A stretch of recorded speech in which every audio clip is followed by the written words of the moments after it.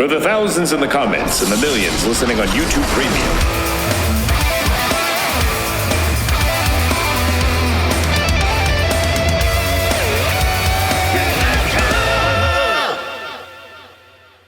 Folks, welcome to another episode of KNITRO here on Knotfest. Very nice. The K is not silent. No. The K is not ever silent. The Not on K this show. is as lit as this Chicago crowd for this incredible episode Huge. of WCW Monday Night Nitro. It's easily the biggest episode of the show yet. I want to get some plugs in before we get into the show. Plug it in. Plug it, Listen, Rob. we got social media, folks. We're on Twitter. We're on Instagram. Our editor, Rob Menzer, spends a lot of time crafting delicious reels with great B-roll footage from the show. So please follow us, KNITROPod, on Facebook, Instagram, and Twitter. That's right. And if you need yourself some more wrestling, I just want to mention I have a separate wrestling podcast here on Knotfest called Squared Circle Pit, where I interview musicians and pro wrestlers about pro wrestling. And I had a Rocky Romero on not too long ago. That was a lovely interview. You know, I love so check it out. Some Rocky. Well, we are on the rocky road, That's I true. tell you what. He told some great stories about Antonio Inoki and Kazuchika Okada. Very cool. So it's a fun podcast. Check it out as well. I'm done with the plugs, folks. All right. I love that. Listen, we got to let people know about the delicious reels, the scrumptious content. Scrumptious big old Alex Wright hog in that last reel. Just really got me Big going. juicy reels. Oh my God. Oozing nom, that nom, bacon nom. fat. We've got a cage match main event tonight, guys. Oh my! And we've got a raucous crowd. Insane And crowd. this is not your casual Universal Studios stumble into the venue crowd. This is a crowd that follows the stories, has opinions, and lets the wrestlers know about them. Yeah. This was my favorite episode of Nitro so far. Wow. Absolutely. And off the bat, guys, I just want to say, like, I know that Mongo is a mess of a commentator. Yeah. But I since you guys have told me he's not there the whole time, I honestly think I'm gonna miss him when Well, he's gone. he'll be doing other things, so don't worry. Yeah, he's still going to be on the There's show. going to be just not nothing doing to miss, commentary. Jordan. Yeah, he's going to be around. Don't worry. As long as there's Pepe, There's not much Pepe down the road, but there's I'm at this part where like, oh, Pepe's going away soon. So so now anytime we get Pepe, it feels like a bonus. Like the show started this week, no Pepe, and I was like, oh no, is this it? Oh. Is that the last we saw no, it Pepe? was just a mid-show thing, burst of energy to get you back. And then, what a pop when I saw Pepe mid-show with the little Wait, we'll get that. that. Okay, we're getting That's it. later. I'm sorry. The I'm show sorry. opens with the commentary team in custom Bears jerseys. I want one. Bobby Heenan's number being a question mark. Just this Unreal. bit, this The best. rivalry bit that they have going is maybe the only good part of the commentary booth, aside from just Bobby Heenan in general existing. I need this jersey The question mark. with Heenan question mark on the jersey. back, not Young. I gotta Yeah. have it. I do want that. They make this big announcement that there's a restraining order. The Giant and Kevin Sullivan can't come in the arena, which in my mind, I'm just like, okay, well, that means the babyface champion is like the biggest pussy in the world. Yep. Like, I'm gonna get a restraining order on you if you keep interrupting my show. Which, you know, That's it turns like out a later he doesn't know about it, but That's like how adult divorce thrillers start. yeah. In the 90s. That's literally the plot of like a movie adjacent to In the Cut, and Hulk Hogan is seeing it and going like, we should put that on TV. We gotta get a restraining order. That's some brother. babyface activity, right? Yeah. I was just going to say, it just continues the trend where Hulk Hogan just can't help but be a heel, even though he's presented as like, what kind of coward gets a restraining order? It's crazy. You settle your issues in the ring. The way that I have this in my notes for way later, but like the way that Hogan's stories are presented and interwoven into the show each week shows like the root of the problem of having him in your company. Yeah. And it shows that they're aware of it and they almost know you're aware of it.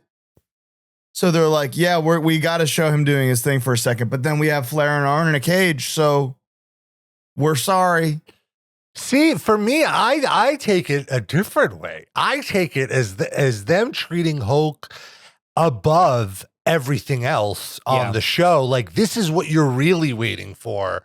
Let's cut away from this match like they did, because look, Hulk Hogan is just showing up. Right. But the crowd is telling them, Yeah. quite literally, that Hulk Hogan sucks. It feels, which is why I love it feels this like crowd. an obligation, you know? Like It they're does feel like fulfilling an they're paying obligation. him so much. Yeah. Yes, that it is really interesting watching it back and, like, you know, with modern eyes and knowing what happens, how I'm organically getting sick of Hulk Hogan right now. Yeah. And how every other part of the show is so much more interesting and really, like, way more based in reality. Other His stuff than is getting Disco Inferno. Oh yeah, but even that still seems like a believable human being, unlike the fucking shark or fucking Shark, Zodiac. dude. Let's When- talk Shark. Dude, when he has to put up the fucking dorsal fin hand sign, I've never seen like light leave a man's eyes faster. Here's the That is thing, a though. Here's the thing about Carcass Shark. of a being. Like, Shark is a bad name and a bad gimmick. But the man was so fat that Vince McMahon just called him Earthquake. See, but here's the thing: he's fat, but he was so athletic. He would do drop kicks. Exactly. But all Vince sees is he's big. If he falls, there's gonna be an earthquake. Well, Oh but my that's why I God. think the shark thing is so funny, because this is what WCW did in this moment. They would take these WWE guys or F guys at the time and want to give them a gimmick close enough to their WWF one where you recognize who it is. But how do they go from earthquake to shark attack? You know, Shark like is it's, crazy. I think it's earthquake, and then the other one was typhoon, Yeah. and they're like Yes. typhoon water. Right. Water. What's in Mm. water? okay.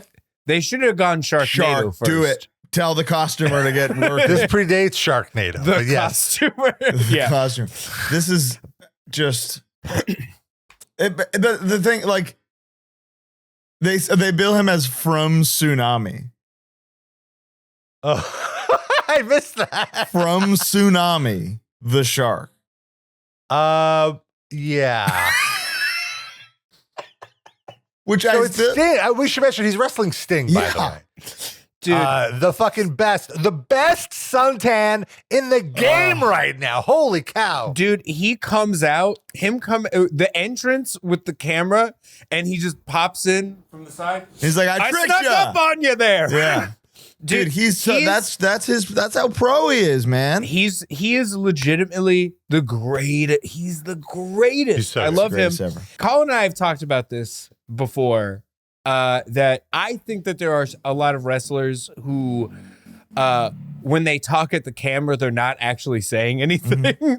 They just talk at the camera because they've seen like Sting do it. Yeah. And Sting is actually having a ball. Kenny come Omega out- has never made a noise when like entering and being like, Yeah. never once has I heard Nah. a thing. He's never said a word. Sting was having a chat with his old buddy on the ramp there. He knew I heard every little bit of that. That's Mike, my favorite teamster. Huh? Yeah, exactly. He definitely knows you every made it up cameraman's to you name. made it up to camera up. I'm so proud of you. How's the wife? Watching this match, I immediately got very frustrated because I love Sting. Sting is so good. The crowd is so excited for Sting. How did they have time in the last 2 episodes for fucking Disco Inferno, but not for Sting? Where has Sting been the last 2 weeks? I mean, How is he not on every episode? that has to have been like he was doing something personal or something. Is there any notes in the Observer? Yeah, about that or right. something? There was nothing. I don't think. I tried to look. There was no mention of why he hadn't I been think on the show. he was on the Saturday shows. Also, you know, we love Mongo. Eric Bischoff says, vicious shark attack going on inside the ring as Sting could barely collect his bearings. And then Mongo responds, Good God, Gertie. This shark means business. I love when our notes intertwine. When we all have to point out a Mongo, God. Mongo moment of the week. Good God, Gertie. Gertie? This shark means business. Gertie was the name of my grandma's best friend. So to me, yeah, 100%. Mongo in that moment is talking to my grandma's best friend. Mongo heard his grandma say that about her friend, and he was like, "That must be an expression of sorts. I'm gonna have to use that on TV someday." Good God, Gertie. Good God, Gertie. Good God, Gertie is in my lexicon now. Chicago Hogan merch everywhere. This is a plant. I think this is a plant. Like yes. They just give it out because they went to like footage from last week and everyone in this front row in the same exact seats had the same Hogan merch. So they're just giving it out to the front row, which again plays into your point, Colin, earlier of just this, like he's a fucking a requirement. Yeah, we got it. We have to fulfill our obligation and ensure, like try to ensure everybody that it's a good deal. That we're getting a good deal here. But Flair and Arn are main event, so stick around. It's okay. It's I do want to mention Shark does the dreaded kick out after the 3 count after doing an incredible sell for the Stinger splash. Yeah, and then the crossbody. Yeah. But then he kicked out at the last minute, but it wasn't so bad because it kind of made it seem like Sting just got him. It wasn't like one of those Bobby Fish kicking out of CM Punk's go to sleeps kind of kick out. God. That was fucking insane. Just a loser. I still can't believe just that. An absolute buffoon. Then we get Sabu. Dude. Well, first we saw the recap of There's a Woman. Oh, yeah. With a cane. There's a woman. Got me all over again. There's a woman.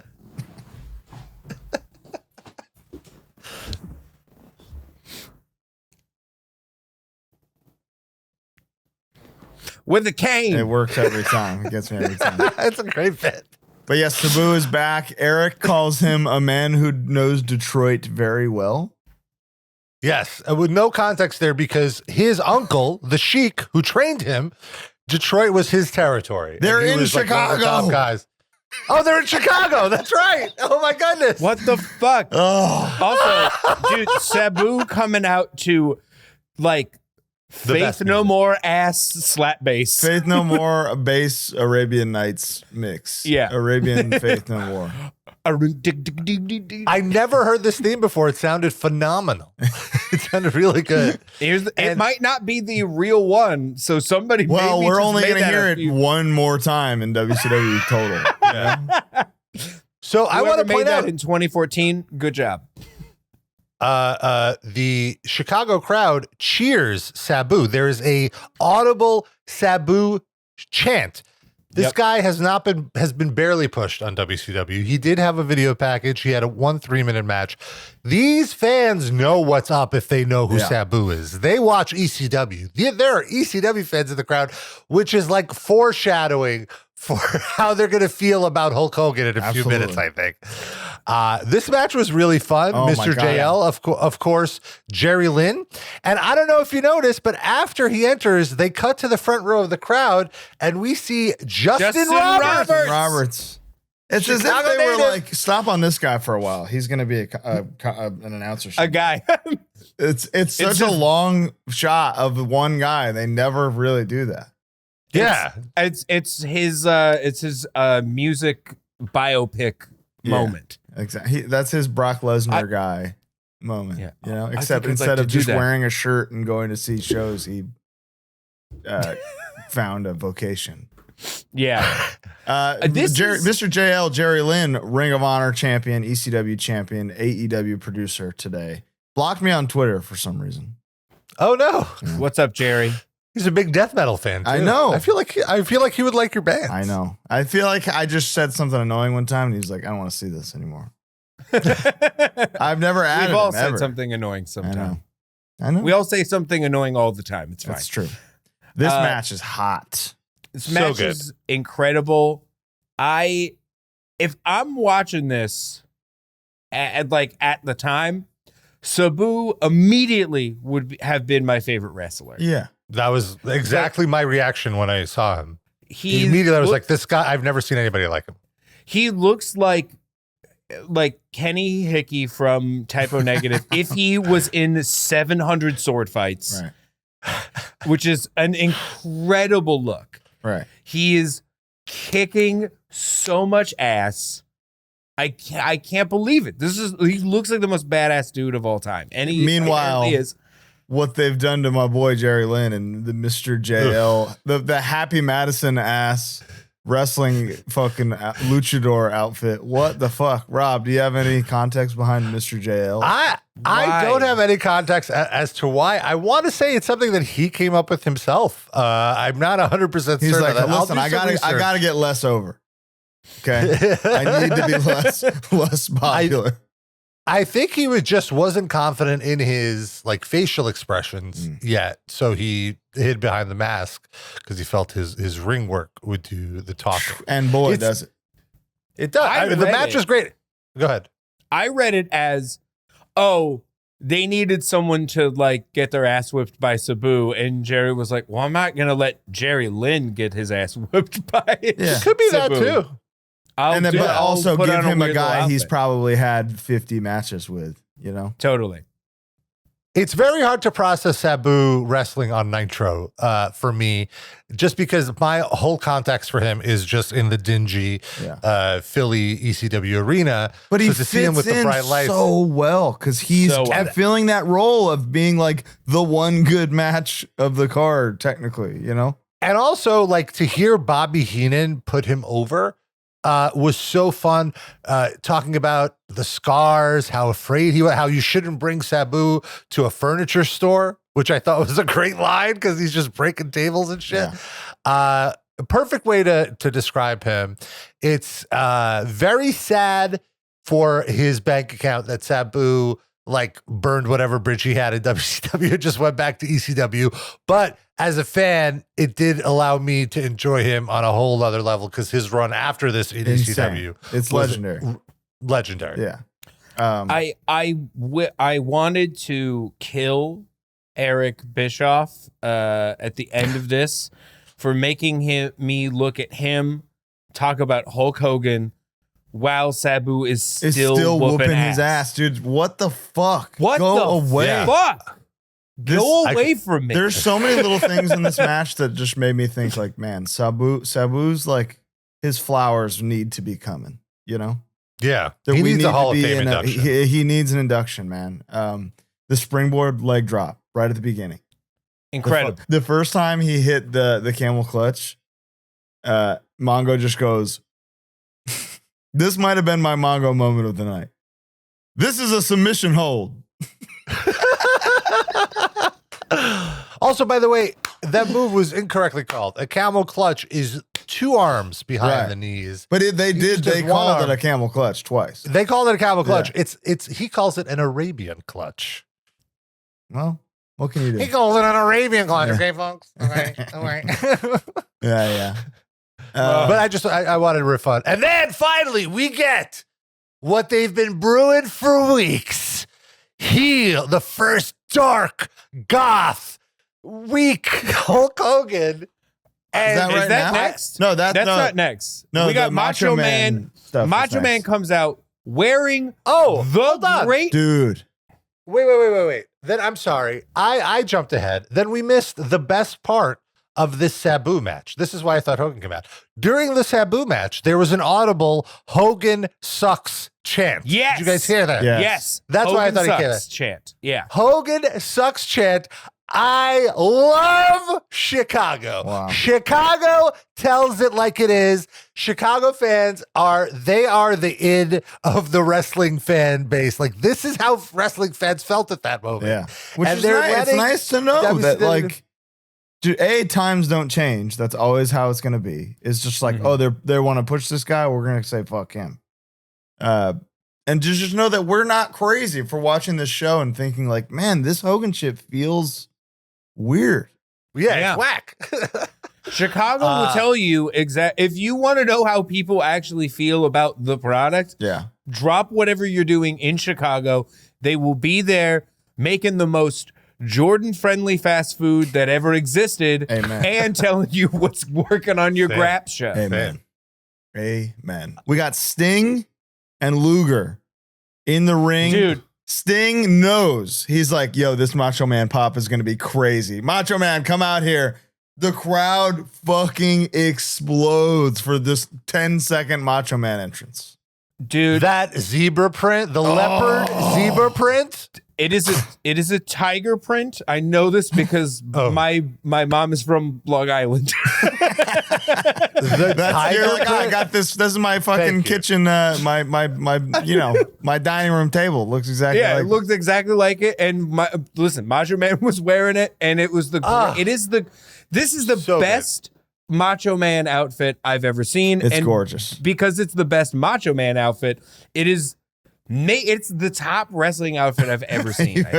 I'm with you. I was losing my shit just as much as the both of you. I could not believe how every week Macho Man has hit us with a new look. Yeah. Can you imagine how much these fucking outfits cost? A lot. Tens He of don't thousands care. of dollars. He's got some gym money. You're right. He's writing it off. He gets to write it off, and then boom, he's good. Can I get a new? I need a whole new pattern. Exactly. I'm gonna snap into my checkbook. Hold on. Yeah, exactly. He invented.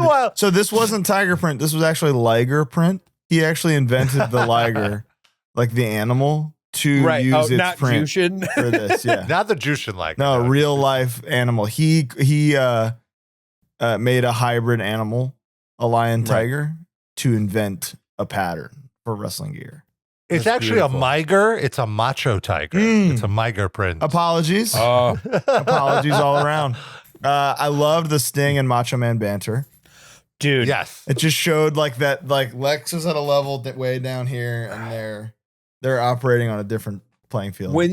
When Sting and I would start a second Chicago Fire for a Sting and Macho Man feud. Yeah. In that moment. Well, you have to get a feud, but they're gonna tag a bunch.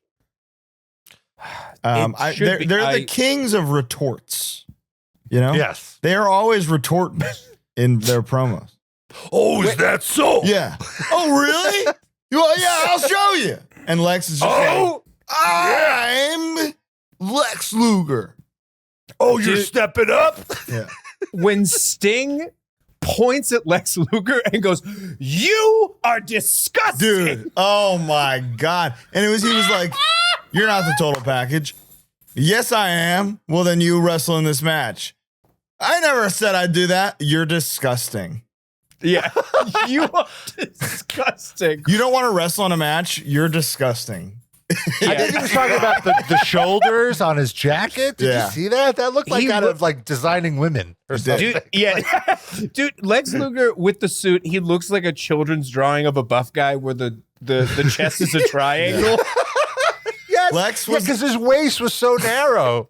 Lex was really giving Elaine Bennis in this. He was giving Klaus Numi for sure. A plastic jacket. So Sting announces, because for some reason, like Sting is the matchmaker. He's been there longest. He gets to make matches. Yeah, so we're getting Luger against Meng at the pay-per-view again. We got it last week.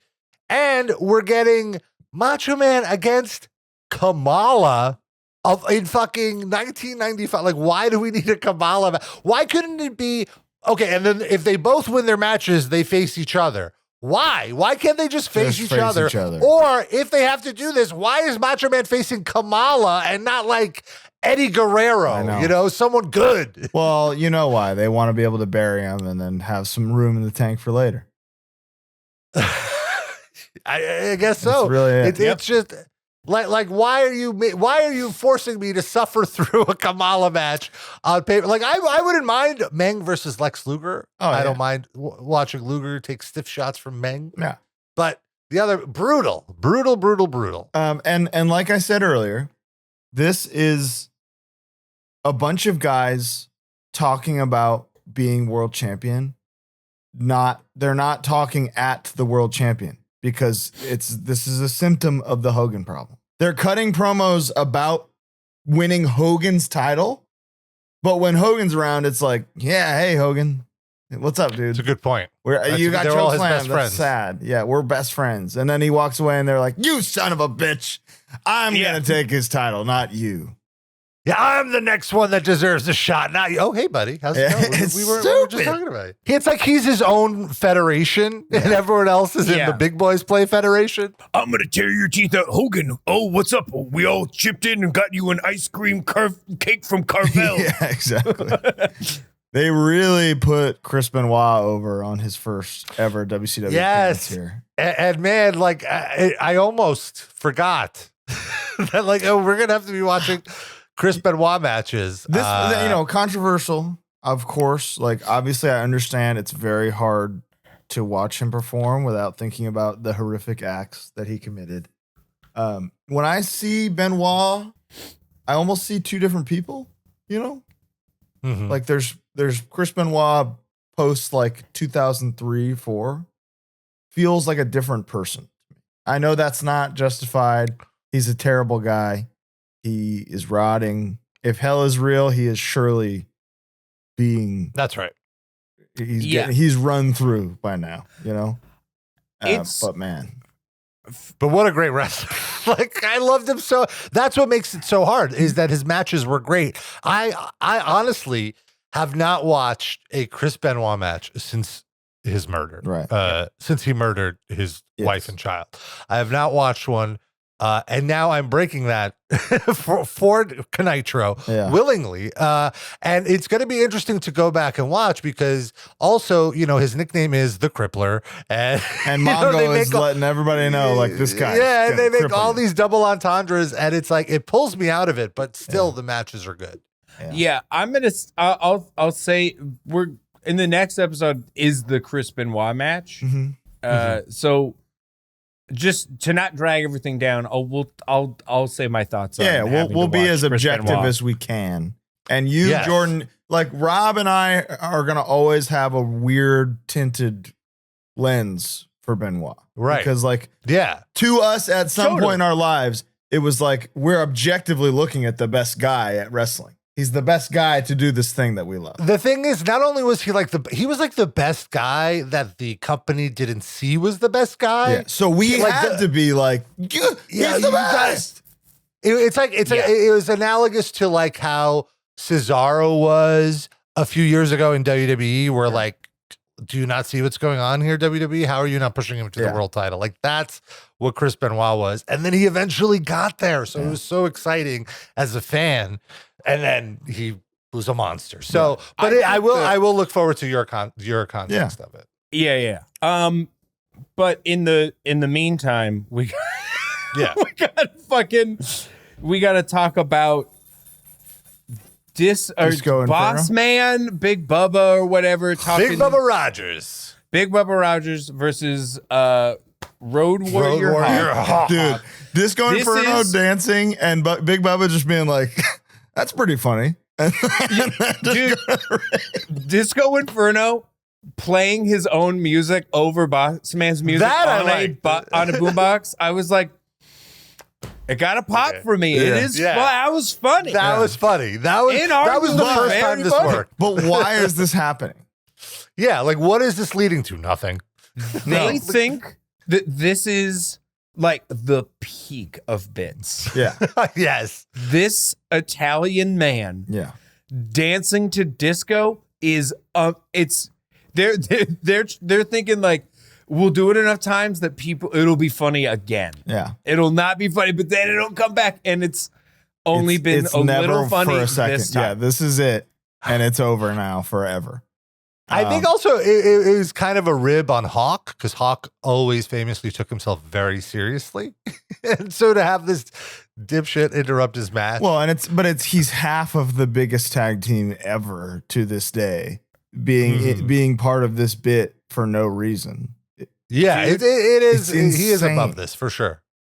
Other than the boombox, This is the worst thing that has ever happened on Nitro. I would Agreed. say so It's far. awful. The whole thing, Totally the unnecessary. whole match.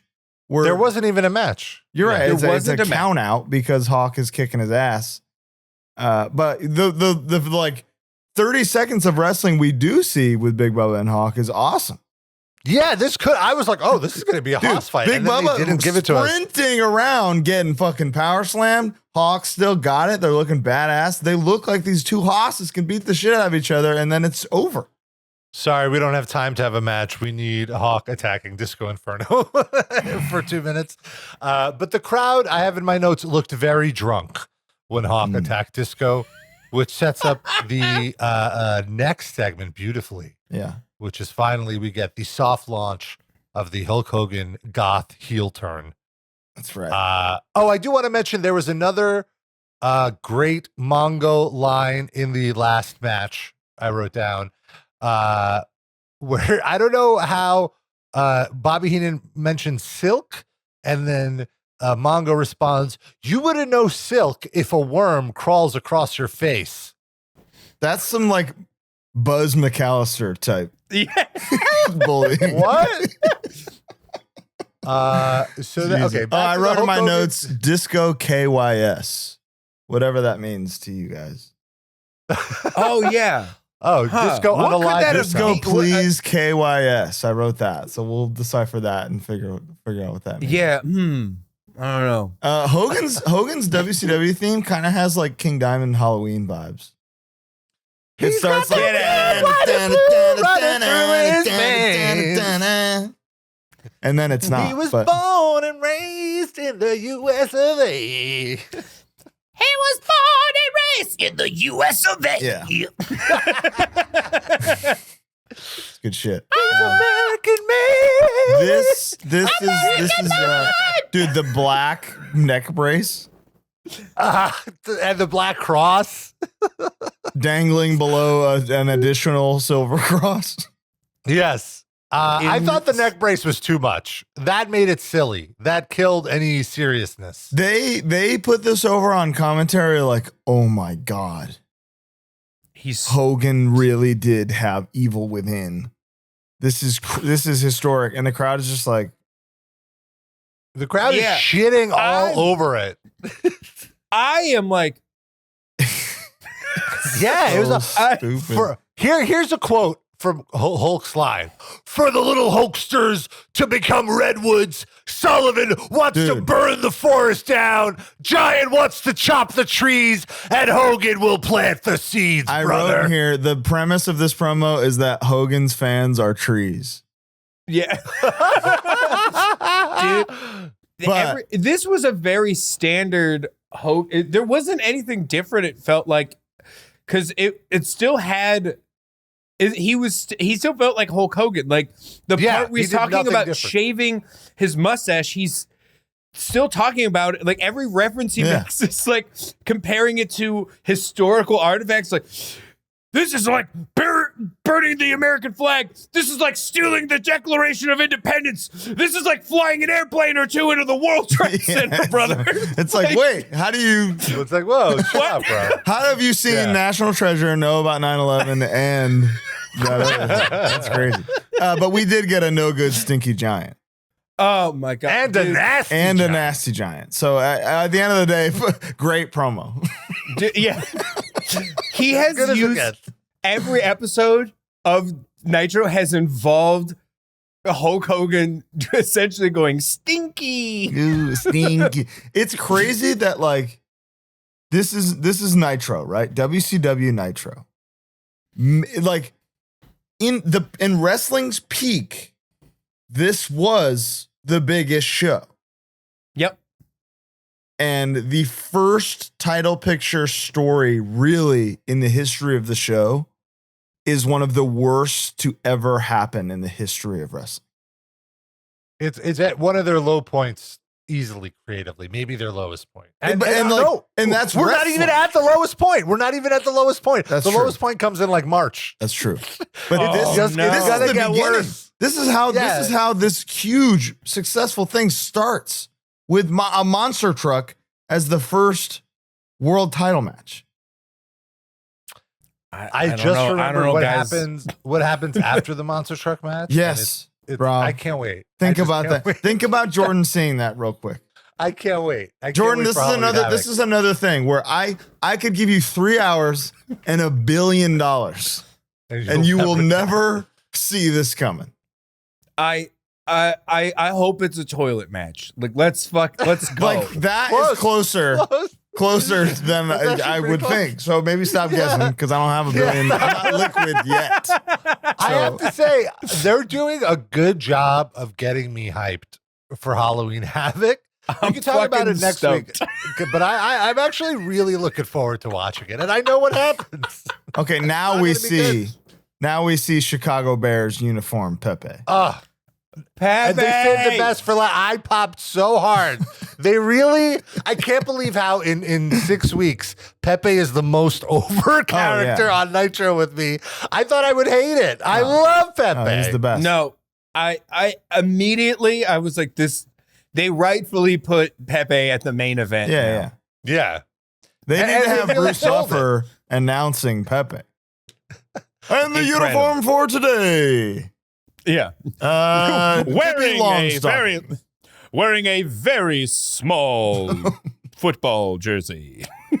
Aww. But now it's main event time, guys. Not just the main event, a steel cage match on free television in 1995. This is a really big deal. Like steel cage matches now are pointless, like they don't mean shit. But back then, this was like the ultimate gimmick match. I will say, and it's more of a steel fence match. This was the flimsiest, fucking shortest cage ever. I know that like the one thing is it's a total nightmare for production to set up because if you think about it, like you only have like 3 minutes to steady this thing and it's coming down from the roof. It looks so bad when they were doing the spots, throwing them in the cage. It looked like the wall was going to fall off. It like did. Yeah, it was not happening. They were all fucked up from the bottom. The bottom was not secured. Yeah, they clearly did not practice enough and ran out of time. This straight up looked like they were fighting in a dog park. It was insane. Well, I mean, it starts with Arn absolutely whooping Rick's ass and then immediately going to commercial. Yeah, this match was like 2 minutes. Yeah, commercial. We gotta go. That was fucking great. That was so insane. But also, Ric Flair's so over with me though. What were you gonna say, George? I was gonna say Bischoff got on my nerves on this episode. He was driving me insane. He kept interrupting Bobby the Brain, just constantly cutting him off to say nothing. He can't stop. There's things in this episode and the next episode where I think that modern day commentators should watch this and realize what like this lives forever. What this production lives forever. Shut the fuck up and talk about what is happening in the ring. The other bullshit outside of what is happening does not matter 20, 30 years from now. We're going back to see Ric Flair and Arn Anderson in a cage. We don't need to hear about the phone call from Hoke's limousine, We don't need that. We do not need. It's like we got the first Bill Clinton reference. What? Like, dude, I realized like in a year, like it's just gonna be littered with Monica Lewinsky jokes. Yes. Oh, 100%. Oh yeah, dude. I can't. I'm not prepared. I'm not ready. Yeah, you better get ready. But of course, it's WCW. So a few minutes into this thing that could be really great. After a very early brutal spine buster, we have interference right off the bat. Of course. And honestly, at this point, I feel as a viewer, if I was a week-to-week viewer, I would start to realize that Nitro is never going to give a satisfying ending. And it would kind of detract me from looking forward to matches because they're all going to have shit finishes. And Arn wins the match with a strike from some kind of foreign object, which makes Mongo say, "Oh, the only foreign object is when your little sister used to whip you in the backyard." So here's the quote. I have been doing so much pausing and rewinding to get exact The Mongo quotes. And I have captions to were say, all over. I couldn't tell what the real words were. Bischoff goes, he used a weapon. Heenan goes, oh, it was just a forearm shiver. Then Mongo goes, the only forearm shiver you've ever felt is when your sister used to whip you in the backyard. What? Forearm shiver? Oh my God. I hope that they're friends. They were friends in real life, you know? They might have. I don't think they were. No. I think you can see that Bobby goes backstage after every taping and looks in the mirror like this. You know the Jake Gyllenhaal Nightcrawler thing where he breaks the mirror. That's Bobby Heenan in the mirror after every Nitro. But every time Mongo says something to him and realizes that he's like, this is my colleague. Yeah. Like he's like, it's oops, the I just hello said doc- that to the greatest mic user in the history of the business that I'm now in. Yeah. When your sister was whipping you in the backyard. Hello, darkness, my old friend. Fuck. I said that. I just said that one, huh? I didn't just think that. Oh, okay. I said it. I kind of wish there was like a Heenan cam. So anytime Mongo delivers his lines, you could just see him like, how do I do my job right It now? would hurt to see his soul leave his body 5 times a night, you know? But, you know, Flair now finally teases that he'll be ready with a partner next week. And we're getting to the good stuff, baby. That's right. And then, it does get really good. It's heating up. Next week, we get Chris Benoit versus Eddie Guerrero. Yeah. Very, very exciting. And I mean, that is like... That's a piece of wrestling history for good and more bad reasons. For good. Yeah. Yep. And we get Johnny B. Bad again. So that's exciting. God. Now, finally, we're back in business. A light in the dark. Yeah. Huh? Dude, Bobby Heenan ends the show with this promo about why Hogan sucks. Incredible. And I don't think he was lying or being hyperbolic in any. He was like, "Here's why Hulk Hogan sucks." Exhibit it. Like he was shooting from the hip, dude. He knows what the fuck is up. Yeah. Bobby was the best. He's so funny. He's so good. I feel bad that he has to do this with I love Mongo, but I feel bad for Bobby. Yeah, he's better than this. Down the line though, it's like Bobby and Dusty are and Tony and who's the third man? Is it Tony Schiavone? Tony, yeah. Tony Schiavone. That's the best commentary team. It's the best. It really is. And it's a long tenure. I cannot, dude, I've gone so long without seeing some of these older Nitro episodes down the where Dusty Rhodes sang the words referee Teddy Long will add one day to your life every time he says it. You've mentioned this to me before, I can't wait. It's physical music to me. It goes, I viscerally react in a good way. Referee Teddy Long. The one Dustyism always in my head is he would refer to WCW Saturday Night as the mothership. And this Saturday on the mothership, we got some great exciting action. And I still call things the mothership.